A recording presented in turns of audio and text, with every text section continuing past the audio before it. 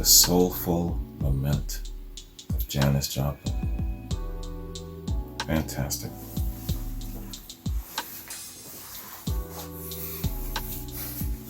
She could do it all. She could do it all. She was what, only 27? Damn, man. I'm telling you, yeah. This thought will always be attached to her. Wish that she had another 5 years. Send her into the middle of the 70s, and by then she would have literally had the world on its knees. Absolutely, without a doubt, man. That is how I will forever remember her, man. Well, for other reasons too, but where it comes to the ideal of gone too soon and, not actually even reaching the peak of your potential, that is what I think about when Janis is, when she comes to mind, or when her name is mentioned. Awesome. Great performance there. All right, man. So, a woman left lonely. Lots of info here. All right. So, A Woman Left Lonely appears on the album Pearl. Pearl is the second and final studio album by Janis Joplin, released posthumously in January of '71. It was the final album with her direct participation, and the only Joplin album recorded with the Full Tilt Boogie Band, her final touring unit. It peaked at number 1 on the Billboard 200, holding that spot for 9 weeks. It has been certified quadruple platinum by the RIAA. The album has a more polished feel than the album she recorded with Big Brother and the Holding Company and the Cosmic Blues Band, due to the expertise of producer Paul A. Rothchild and her new backing musicians. Rothchild was best known as the recording studio producer of The Doors and worked well with Joplin, calling her a producer's dream. Together, they were able to craft an album that showcased her extraordinary vocal talents. They used Sunset Sound recorders in LA. The Full Tilt Boogie Band were the musicians who accompanied her on the Festival Express, a concert tour by train of Canada in the summer of 1970. Many of the songs on this album were recorded on the concert stage in Canada 2 months before Joplin and the band started their LA recording sessions. The band also appeared twice on the Dick Cavett Show. They also played many American cities, both before and after Festival Express, although no recordings of those concerts have been officially released. Wow, twice on the Dick Cavett Show. In what order and what period of time? He really liked them, huh? Fantastic. Well, I guess you would have your favorites if you're a host. As well, I'm thinking of the Supremes. The Supremes, I believe that they still hold the record for the most appearances on the Ed Sullivan Show. Correct me if I'm wrong there. And what was it, like 15? Something really crazy like that. Anyway, all 9 tracks that she sings on were personally approved and arranged by Joplin. Pearl features the number 1 hit, Me and Bobby McGee, on which she played acoustic guitar, written by Chris Christopherson and Fred Foster. Trust Me by Bobby Womack, written for Joplin. Howard Tate's Get It While You Can, showcasing her vocal range, and the original songs Move Over and Mercedes-Benz, the latter co-written by Joplin, Bobby Newirth, and Michael McClure. Joplin sang on all tracks except Buried Alive in the Blues, which remained an instrumental because she died before recording vocals. The song's writer, Nick Gravenites, Nick Gravenites, sorry for butchering your name, sir, was offered the opportunity to sing it as a tribute to Joplin, but he turned it down. The recording sessions, starting in early September, ended with Joplin's untimely death October 4th of 1970. Her final session, which took place on Thursday, October 1st, after a break of several days, yielded her a cappella Mercedes-Benz. It was the last song she recorded before her death. Legacy, let's read that. A reissue of Pearl, remastered for CD, was released August 31st of '99. It included 4 previously unreleased live recordings from the Festival Express tour, recorded on July 4th of 1970 as a bonus track.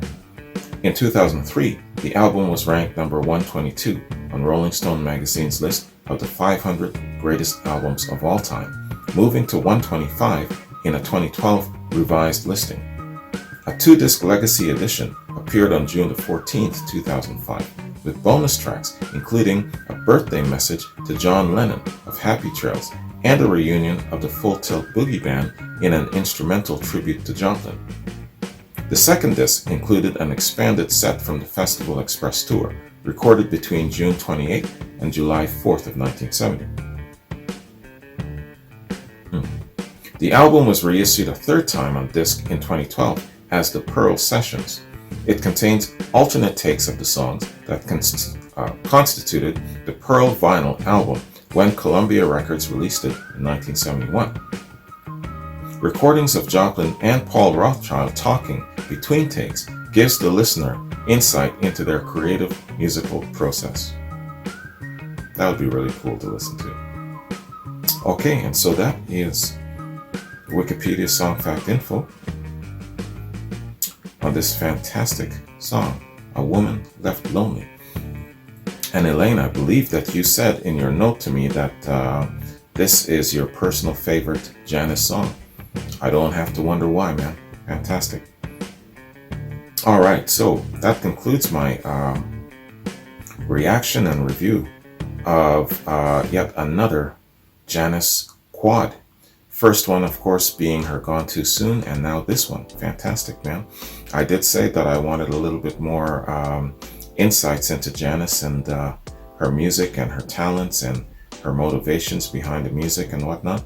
And it's great to actually see her going from the psychedelic rock phase more into the blues R&B phase. That was great. And of course, you know, some people just don't like change, and to have her go from one to another she might have been looked at as cheapening her sound or selling out or whatever the case is. But you know what? The talent goes where you go. You take the talent with you. And to a certain extent, it doesn't matter what you touch. You know, the talent is still there. So, you know, years later, as the reviewer said, people have warmed up to it because it's the talent that they're acknowledging, you know, not so much the genre. All right. So I'm just scrolling down now to my notes, man. Yeah, I've got more complimentary quads coming, of course. Complimentary quads will always be a part of my my reaction process now. It's definitely my New Year's resolution, because I last year I did some dumb stuff, and I erased a lot of my reactions calendar, and still almost 6 months later I'm still trying to play catch up, because there's still some patrons that are sometimes get lost between the cracks there. And anyway, I've got some quads coming up.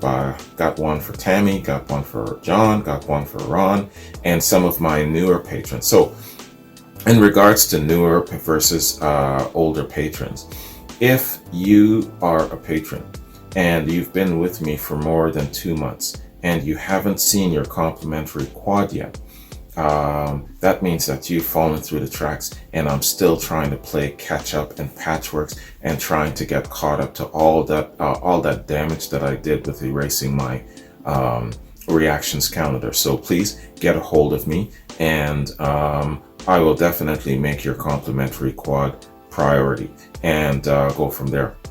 What I'm going to do is, instead of just attaching it in the body of a reaction, I'm actually going to do an official post, because I know a lot of the times that, of course, you know, some people don't have time to view every single one of my reactions. So, of course, they're going to miss this announcement. So when it's something important like this, I'll make sure that I kind of isolate it and put it in the body of a personal address, either in a video or maybe in a text message or something like that. A text message, yeah, or in a written format. So that's how I'm going to go forward with my complimentary quads. I want to get caught up and I want to stay on top of it, not let it just get away from me. Yeah, life happens and things sometimes throw me off, like the passing of a rock and roll great. You got to take the time out to do a tribute, things like that. But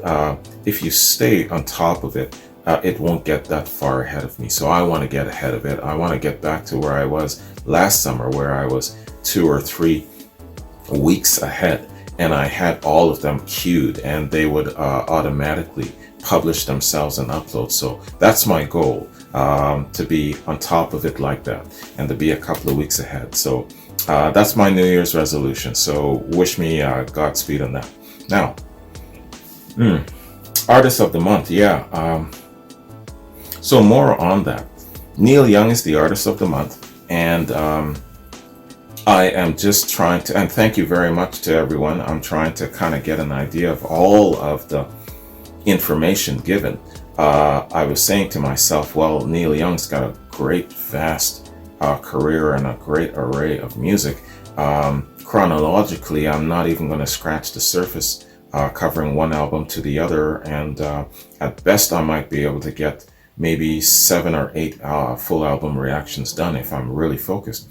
But maybe that's not the best way to go, because it's not going to cover a lot of his best material. So anyway, I asked the patrons, how should I react to Neil Young? Where do I start? And oh my goodness, I got me a ton of stuff to go through. And so I'm going to have to figure out where to start. Thank you for all of the responses and all of the recommendations, but I still got to sit down myself and sift through all of it, and maybe put it in a chronology perhaps, and just follow it like that. So take all of the recommendations, patternize them all, and then maybe work out a chronology and maybe a series of quads, something like that. So I still got a lot of groundwork to do where it comes to getting my first couple of reactions for Neil Young going. But in speaking of Neil Young, what I'll do too is I will repost his, I believe it's a 5-set reaction that I did during my Canadian Rocker series, and show you those particular tunes that I reacted to, and going through the Vimeo platform, I know more than likely you'll be able to see it and it won't get blocked. Well, I know for sure because I have reposted it 6 months ago or so, but I'll repost it again so you can kind of get caught up with Neil Young, and then you'll understand, well, okay, he didn't react to Old Man or what have you because it was in a previous reaction. So that will be the method to my madness. So that's Artist of the Month update. And then, of course, I've got some Patreon exclusives coming. So that's kind of like my outline for the week. And I'm trying to get into the habit of doing a Led Zeppelin taking me into the weekend.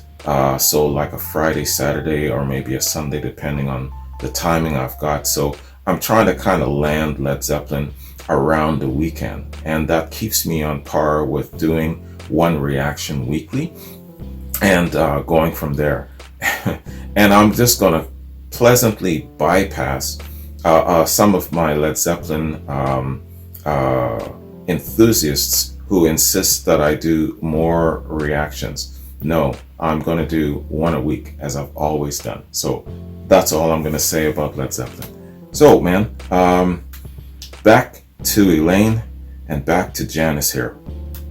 Elaine, thank you very much.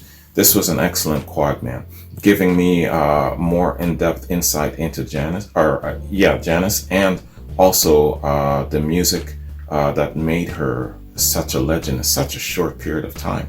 Tom Jones introduced her as a legend, and this was in '69. She was already a legend. She had her start in '67, I guess on a grand scale at the Monterey Festival, and by '69, he's introducing her as a legend. So, yo, man, it just goes to show you the force that she was and the impact she made in such a short period of time.